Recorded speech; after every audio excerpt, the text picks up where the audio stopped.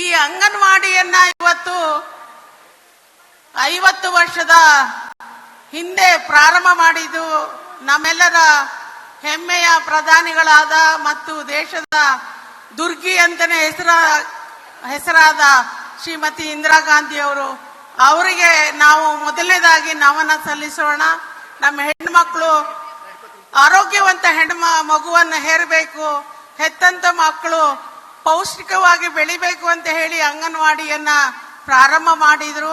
ಆಗ ಅಂಗನವಾಡಿ ಕಾರ್ಯಕರ್ತೆಯರನ್ನ ಅದಕ್ಕೆ ನೇಮಕ ಮಾಡಿ ರಾಷ್ಟ್ರದಾದ್ಯಂತ ಈ ಕಾರ್ಯಕ್ರಮ ಪ್ರಾರಂಭ ಆಗಿದೆ. ಇವತ್ತು ಅಂಗನವಾಡಿ ಕಾರ್ಯಕರ್ತೆಯರಿಗೆ ನಾವು ಹಾಗೂ ಅದರ ಸಹಾಯಕಿಯರಿಗೆ ವಿಶೇಷ ಸಲ್ಲಿಸಬೇಕಾಗ್ತದೆ. ಪ್ರತಿಯೊಂದರಲ್ಲೂ ಅಂಗನವಾಡಿ ಕಾರ್ಯಕರ್ತೆಯರು ಸರ್ಕಾರಕ್ಕೆ ಮತ್ತು ನಮ್ಮ ಗ್ರಾಮಾಂತರ ಮಹಿಳೆಯರಿಗೆ ಸಹಾಯಕರಾಗಿ ಕೆಲಸ ಮಾಡ್ಕೊಂಡು ಬಂದಿದ್ದಾರೆ. ನಮ್ಮ ಹೆಮ್ಮೆಯ ಇವತ್ತಿನ ಮಹಿಳಾ ಮಂತ್ರಿಗಳು ಹೇಳಿದ ಹಾಗೆ ಅವರಿಗೆ ಅಟ್ಲೀಸ್ಟ್ ಒಂದು ಕನ್ಸಾಲಿಡೇಟೆಡ್ ಸ್ಯಾಲರಿನ ಕೇಂದ್ರ ಸರ್ಕಾರದವರು ಡಿಕ್ಲೇರ್ ಮಾಡಿದರೆ ತುಂಬಾ ಒಳ್ಳೆಯದು ಅಂತ ಹೇಳಿ ನಾನು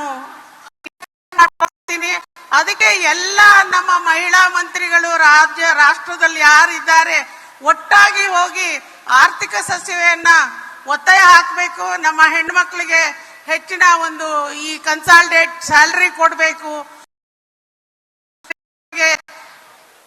ಏನು ಆಪತ್ ನಿಧಿಯನ್ನ ಪ್ರಾರಂಭ ಮಾಡಿದೀವಿ, ಅವ್ರಿಗೆ ಏನಾದ್ರು ಹೆಚ್ಚು ಕಡಿಮೆ ಆದ್ರೆ ಅವರಿಗೆ ಸಹಾಯಕ್ಕೆ ಹಣ ಬೇಕು. ಮತ್ತೆ ಅವರಿಗೆಲ್ಲರಿಗೂ ಪ್ರಮೋಷನ್ ಕೊಡಿಸಿದ್ವಿ. ಡಿಗ್ರಿ ಆದ ಎಲ್ಲ ಅಂಗನವಾಡಿ ಕಾರ್ಯಕರ್ತರಿಗೆ ಸೂಪರ್ವೈಸರ್ ಆಗಿ ಪ್ರಮೋಷನ್ ಕೊಡಿಸಿದ್ದು ನೆನಪಿರಬಹುದು.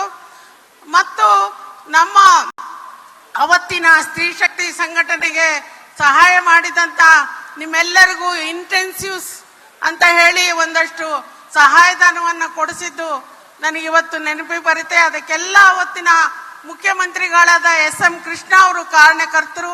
ವಿಶೇಷವಾದ ಅನುದಾನವನ್ನು ಇಲಾಖೆ ಕೊಟ್ಟು ಸ್ತ್ರೀ ಶಕ್ತಿ ಸಂಘಗಳನ್ನ ತೆರೆದು ಹೆಣ್ಣು ಮಕ್ಕಳ ಒಂದು ಸ್ವಾವಲಂಬನೆಗೆ ಆರ್ಥಿಕ ಸಬಲತೆಗೆ ಹೆಚ್ಚಿನ ಸಹಾಯ ಮಾಡಿದ್ರು.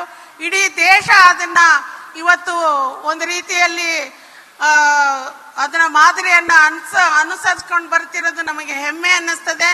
ಸರಿಯೋ ತಪ್ಪ ಸಂಘ ಮಾಡಿರೋದು ಸಾಲಕ್ಕಲ್ಲ ಅನ್ನೋದು ನೀವು ಅರ್ಥ ಮಾಡ್ಕೊಳ್ಬೇಕು. ಸಾಲದಲ್ಲಿ ಸಿಲುಕಬೇಡಿ. ಬೇರೆ ಬೇರೆ ಒಕ್ಕೂಟಗಳು ಬೇರೆ ಬೇರೆ ಸಂಘಟನೆಯವರು ನಿಮಗೆ ಲಕ್ಷಾಂತರ ರೂಪಾಯಿ ಸಾಲ ಕೊಟ್ಟು ನಿಮ್ಮನ್ನ ಸಾಲಕ್ಕೆ ಸಿಕ್ಕಾಕಿಸ್ತಾ ಇದ್ದಾರೆ. ನಮ್ಮದು ಏನು 2% ಬಡ್ಡಿ ಇದೆ ಅದನ್ನೇ ಚಲಾವಣೆಯಲ್ಲಿ ಇಟ್ಕೊಂಡು ನಮ್ಮ ಸಂಘಗಳು ಮುಂದೆ ಬರೋ ಹಾಗೆ ಅಂಗನವಾಡಿಯ ಶಿಕ್ಷಕಿಯರು ಅವರಿಗೆ ಪ್ರೇರಣೆ ಮಾಡಬೇಕು ಅಂತ ಕೇಳಿಕೊಂಡು, ಮತ್ತು ಇವತ್ತೇನು ಅಕ್ಕಪಡೆ ಮಾಡಿದ್ದಾರೆ ಅದು ವಿಶೇಷವಾದ ಒಂದು ಒಳ್ಳೆಯ ಹೆಣ್ಣು ಮಕ್ಕಳ ಹೋರಾಟದ ಪಡೆ. ಆ ಪಡೆಗೆ ನಾವು ಇವತ್ತು ಬೆಂಬಲ ಕೊಡೋಣ. ಅದಕ್ಕಾಗಿ ನಮ್ಮ ಮುಖ್ಯಮಂತ್ರಿಗಳಿಗೆ ವಿಶೇಷವಾಗಿ ಅಭಿನಂದನೆ ಸಲ್ಲಿಸೋಣ.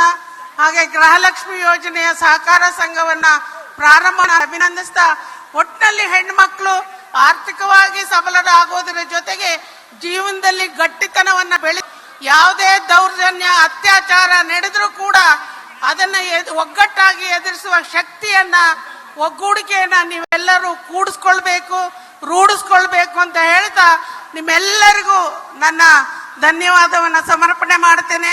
ಇಲಾಖೆಯವರು ಇವತ್ತು ಏನು ಮಹಿಳಾ ಮಂತ್ರಿಗಳ ಸಹಾಯಕರಾಗಿ ಬೆಂಬಲಿಗರಾಗಿ ನಿಂತು ಇಷ್ಟೊಂದು ಚೆನ್ನಾಗಿ ಸಂಘಟನೆ ಮಾಡಿದ್ದಾರೆ.